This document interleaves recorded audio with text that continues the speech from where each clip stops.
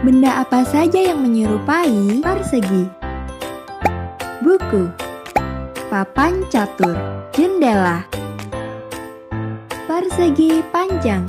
Benda apa saja yang menyerupai persegi panjang?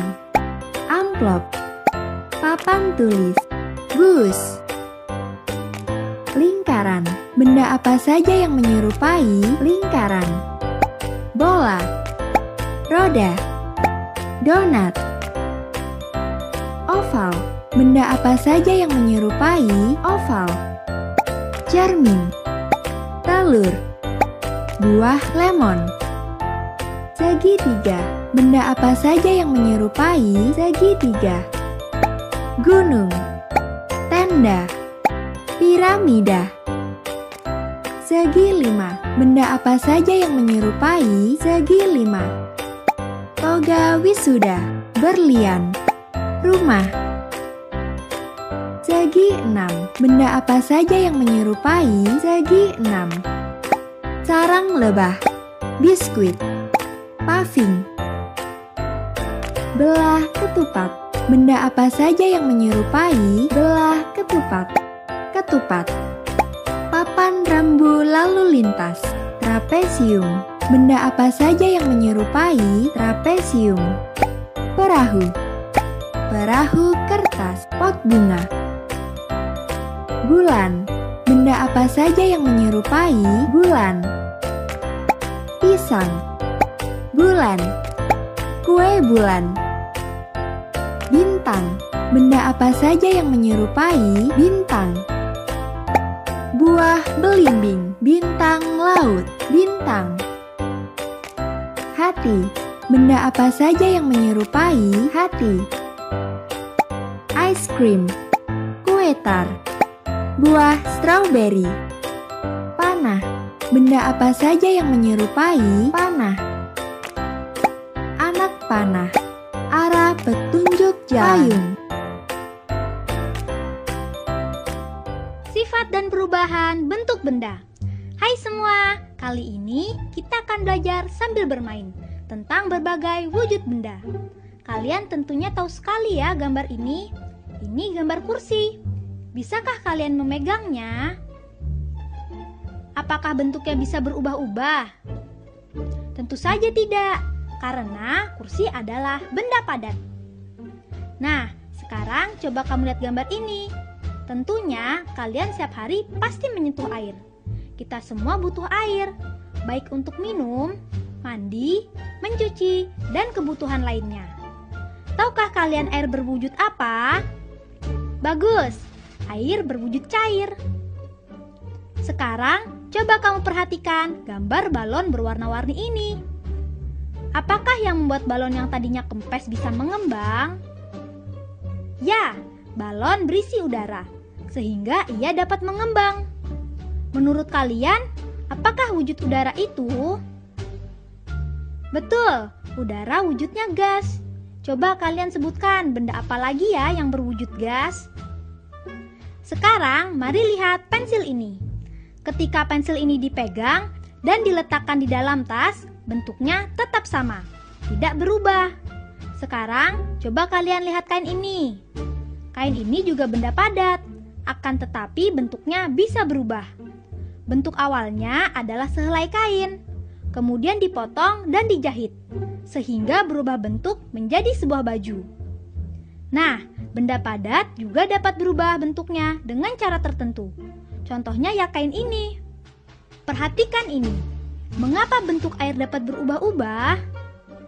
Betul, benda cair dapat berubah sesuai dengan wadahnya. Jika kita menuangkan air ke dalam gelas, maka bentuk air seperti gelas.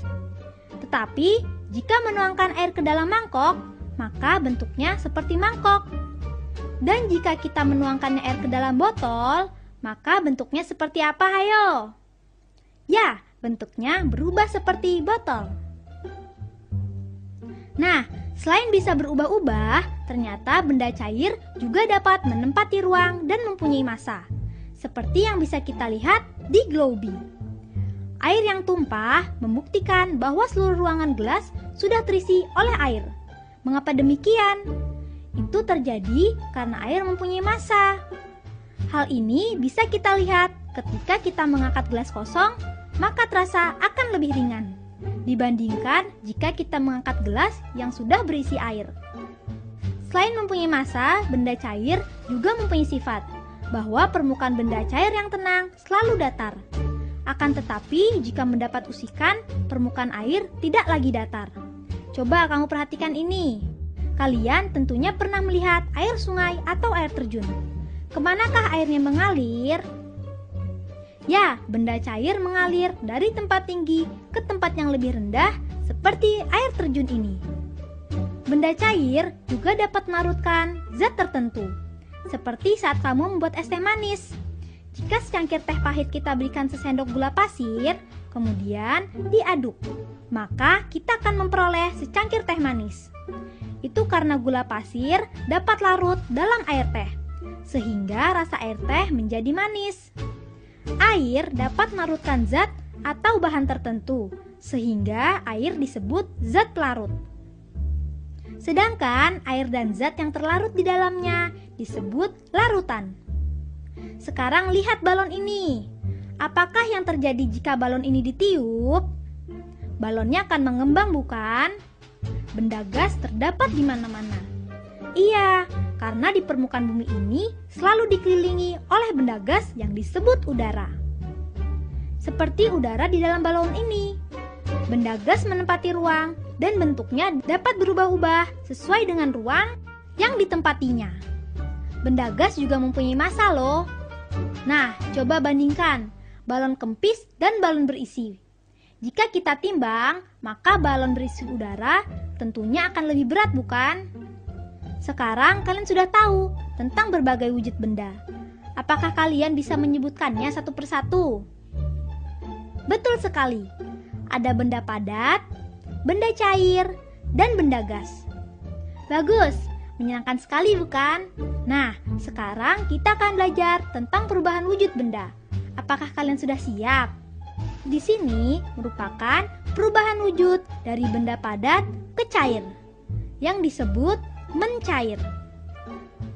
Sebaliknya, perubahan wujud dari benda cair menjadi benda padat disebut membeku. Selain itu, air jika dipanaskan berubah wujud dari bentuk cair ke bentuk gas. Hasilnya nanti keluarlah uap air. Perubahan ini disebut menguap. Sekarang lihatlah ini. Jika es kita masukkan ke dalam gelas, maka seperti yang bisa kita lihat. Lihat dinding gelas kita akan terbentuk titik-titik air. Titik-titik ini berasal dari udara yang berwujud gas lalu berubah menjadi cair. Perubahan ini disebut mengembun. Tahukah kalian benda apa ini? Ya, ini adalah kamper atau kapur barus. Selain membeku, mencair, dan mengembun, ada pula perubahan wujud yang disebut menyublim. Seperti yang terjadi pada kapur barus atau kamper ini. Kapur barus yang disimpan pada lemari pakaian lama-kelamaan akan habis karena berubah wujud menjadi gas yang berbau wangi. Menyublim itu merupakan peristiwa perubahan zat padat menjadi gas. Wah, aku sekarang lebih mengerti tentang perubahan wujud benda. Bagus itu. Sekarang coba kalian lihat ini ya. Tahukah kalian mengapa jas hujan ini terbuat dari plastik? Jas hujan dibuat dari bahan plastik karena plastik tahan air. Jadi sifat-sifat benda mempengaruhi kegunaannya. Contoh lainnya, misalnya ketika kamu menyampul bukumu dengan plastik. Kamu membungkus bukumu dengan plastik agar tidak rusak terkena cairan, bukan? Tahukah kalian mengapa ban mobil terbuat dari karet? Ya, betul. Karena karet bersifat lentur, sehingga kita akan merasa nyaman saat mengendarainya. Coba bayangkan kalau ban terbuat dari besi atau kayu, pasti jalannya lambat. Wih, seru kan belajar sambil bermainnya? Jadi hari ini kita sudah belajar apa saja? Tentunya kalian sudah dapat menyimpulkan bahwa wujud benda itu ada 3, yaitu padat, cair, dan gas. Wujud benda juga dapat berubah karena adanya energi yang diterima dan dilepaskan. Wah, kalian memang pintar!